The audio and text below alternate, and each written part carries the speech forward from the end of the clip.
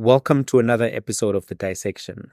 There has been a lot of commotion in the land of coalitions, and this is beginning to manifest itself in the way that the Rand is moving.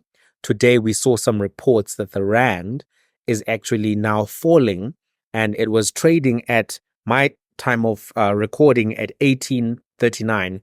$1 is to 18.39. And why is the Rand showing this kind of weakness? Also, the JSE is showing the same kind of weakness in terms of that its index dropped some points today. Why? Why is this happening? There's commotion. On one side of the spectrum, the Democratic Alliance is saying that they're going to walk away if they don't get the deal that they were offered on Tuesday. On the other side of the table, the president is saying you've got until Sunday to accept the deal that you've been given. And the Democratic Alliance is unhappy, the markets are worried, and this is where things stand. So what is the last deal, or the seemingly latest deal based on leaks and the reporting? It seems as if there's no more vice presidency aspiration by the Democratic Alliance. That's off the table. There's also no more minister in the presidency. That's off the table. President Ramaphosa doesn't want to have John Steenhuisen around him, supervising him in any capacity. So that's not going to happen. Then what seems to have also caused problems is that there's been a change in the offer. So what the DA was offered and what they thought they had agreed to was 6 cabinet positions and 6 deputy minister positions, potentially including a deputy minister position. Then there was a change, and this is the change that has caused a complaint from the DA and this threat that they're going to walk away. The change that put the deal in jeopardy was that the Democratic Alliance was offered tourism instead of Department of Trade. So they don't want tourism. They say it's not a key economic portfolio and it doesn't have a large budget. It seems as if they have been offered public works, transport, as well as tourism. So that's potentially where things are. But it looks as if the DA has said to the ANC that, listen, they don't think that that change is acceptable and that they are willing to walk away from this. I think there are 5 questions that we have to ask ourselves and keep in mind when thinking about these coalition negotiations and discussions as things stand right now. Number 1, what is the ANC game theory? Number 2, what is the Ramaphosa game theory? Number 3, what are the strategic interests of the Democratic Alliance? Number 4, what are the strategic interests of markets and donors? And number 5, what are the strategic interests of the people? Those kind of reflections, I think, will keep us focused. When you look at the ANC is currently led by President Cyril Ramaphosa, but will not always be led by President Cyril Ramaphosa. So they are worried about giving up too much power to rival organizations which exist in part to undercut their support base and to destroy their very existence. So they don't want to give up too much power as a political party to rivals. They also don't want to be in a position where they compromise themselves in the short term and then end up having tough questions to answer in 2029. Because sooner or later, another election comes around. And if you made bad decisions in one particular set of elections, those bad decisions will follow you into the next election. If you look at what's happening next week, the UK is having its elections, and they are now having to face decisions that they've been making over 14 years. This is the Conservative Party.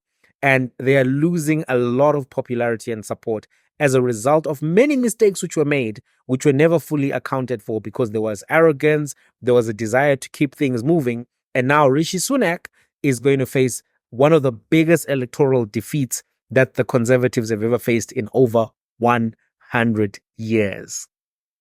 So from the ANC perspective, they don't want to go down that path where this begins the beginning of the end for them. What is the Ramaphosa game theory? On his side, he recognizes that not everyone in the ANC supports him.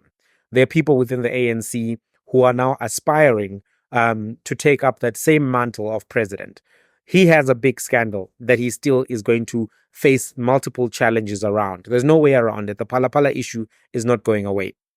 He needs protection from Palapala and its associated implications and from people within his party. Paul Mashatile, if you look at the way the media attacks him, the media that supports President Ramaphosa often attacks Paul Mashatile. So he may be very concerned that, hey, I've got internal challenges here. Gwede Mantashe as well may be tired of him because they keep trying to say that Gwede Mantashe needs to be removed from the Ministry of Minerals. So he needs to watch out internally and also make sure that he's got people protecting his back. But at the same time, he can't screw over people in his own political party for his own survival. So he has to balance these two competing interests, the personal interest that he has, as well as the internal party pressures. What are the strategic interests of the Democratic Alliance? Partly is to increase the amount of control that they have in the Western Cape, which is why they keep pushing for devolution and all of this stuff. It's a soft secessionist movement. So they want to be able to do that. The other thing that they've realized is that they can influence a lot through the private sector, which is why they want to have more privatization of things such as water, of things such as transport, so that they can remove government control from those particular sectors. Right? It's not all about the fact that they believe that the private sector can be more effective. It's partly because they recognize that the private sector shares its political ideologies. So one of the ways to remove the ANC from power and influence is through privatization. Also, a lot of their donors actually have interest in these businesses and have interest in making sure that these businesses become privatized. Some of it is also historical. There are some people who still hold historical reservations about the ANC controlling entities that they viewed as being theirs, in a sense, right? The creation of ESCOM, for example, happened in a period in history where there was an attempt to deal with the poverty amongst the white population, particularly the Afrikaner poor. And one of the things that was done was to create these state-owned enterprises to make sure that the Afrikaner poor could have jobs. So there are still some within the Democratic Alliance support base who view this as being their thing. And when the ANC is controlling ESCOM and other things, they then view the way to get back our thing is to make sure that that thing is privatized. These are views that exist within that Democratic Alliance circle. What are the strategic interests of the markets and the donors?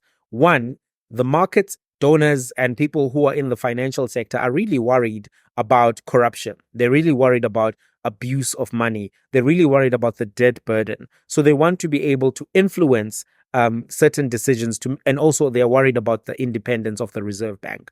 So because a lot of people are rand rich, they don't want the rand to necessarily depreciate. In fact, the depreciation of the rand is a bad thing. We've seen that there's been discourse within the ANC and outside of the ANC about the change of the mandate of the Reserve Bank, shifting the mandate of the Reserve Bank to make the Reserve Bank a little bit more progressive and a little bit change its risk appetite. For instance, to move the inflation targeting from 6% to 8%, to change some of the priorities of the Reserve Bank. That kind of a thing is things that markets do not want at all. They want the Reserve Bank to remain independent. They want to make sure that the mandate actually becomes harsher in terms of its inflation targeting. They want to have an inflation targeting of 3%, for instance. And you've seen the Reserve Bank governor speaking about how inflation is his number one key priority. So that's one of the things. The other things that there are private equity firms that are very invested in the wind and solar space, and they want to make sure that that continues to get the kind of support that it does. So they have an interest in maintaining President Cyril Ramaphosa at the top so that they can make sure that he actually is the leader, because he has been very supportive of that. And in fact, his brother-in-law is a big businessman in the IPP space. This is Rainbow Minerals and Energy, which is owned by Patrice Motsepe, and they are part of the Ikamva consortium. The Ikamva consortium had won, for instance, 12 out of 25 of the bids that were in bid window 5 or 6, one of those bid windows. So the markets are interested in this, and so are the donors, which is why you see that donors gave to particular political parties and entities. IFP, they gave also to the DA. This is the Oppenheimers, for instance. If you look at also Michel Leroux gave similar amounts. So these are the interests of the donors. interests of the people are different.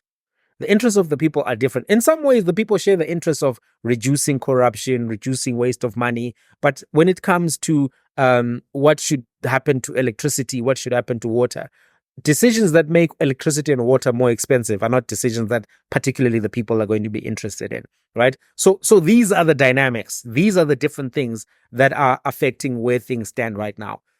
What lessons can we learn from where everything has been? Because we're 1 week into the presidency. This is day 7 of the presidency, and we're 2 weeks from the first sitting of parliament. So this is 2 weeks since parliament has been in place.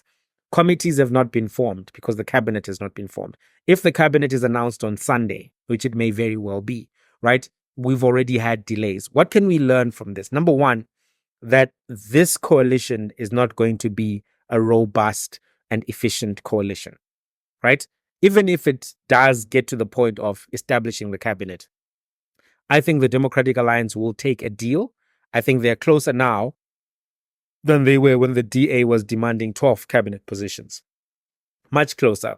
And some of the things which had been problems on Sunday, like vice presidency, ministry in the presidency, those things are now things which are not factors anymore.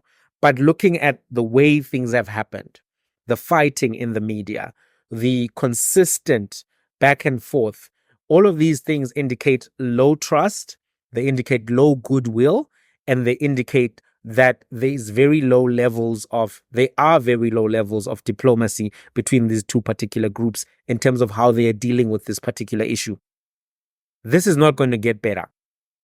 I think these problems are baked in.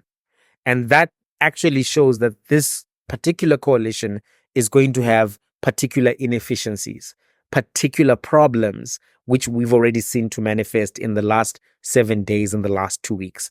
I think part of what the markets were hoping for has been disproven, even part of what the donors were hoping for. Because the whole idea about backing the Democratic Alliance was that this is going to be the stability option. This is going to prevent MK and EFF and all of this stuff. And we want policy certainty. And the way that we're going to get policy certainty is by having the DA and the ANC together. But even the DA and the ANC, they have fundamental clashes. And even though there is a pro-market faction of the ANC, which is led by President Ramaphosa, there are other pro-people factions of the ANC, which are not led or by President Ramaphosa or don't support particularly everything that he stands for. And these things are creating tensions. But also, we have to recognize the power of a president gets weaker the closer he gets to the end of his term. The president is most strong in the first 2 years of his second term. As he gets into the third year, all things start going up in the air. And realistically, the Ramaphosa administration is about 2.5 years to execute on its particular mandate, because they're going to conference in 2027. And that's going to be after local government elections. So if the local government elections go badly, when they go to that particular conference, it's unlikely that the Ramaphosa camp is going to have a lot of strength. The camps will shift, and he may not even come back in 2028, right? You may actually end up having an interim president situation. We've seen what happens in the ANC as you get closer to that conference and post that conference, right? Many ANC presidents, Mbeki didn't finish, Zuma didn't finish. Is President Ramaphosa going to finish? And even if he were to finish, how much authority will he have towards the end? It's not likely that he'll have that much authority towards the end. So this is where things are. The Rand has been suffering. We also saw a headline coming out of the Bank of America saying that they're also worried about the strength of the Rand in terms of due to these instabilities, and are actually giving a note that it will probably end up weaker if this coalition doesn't strengthen up. There are a lot of challenges as things stand in this particular coalition. One last comment that I want to make before I ask you what your thoughts are. The Democratic Alliance, to me, seems to lack a certain appreciation on their end. They want only senior ministries. They don't want a ministry like tourism. Why not? Tourism is a good ministry.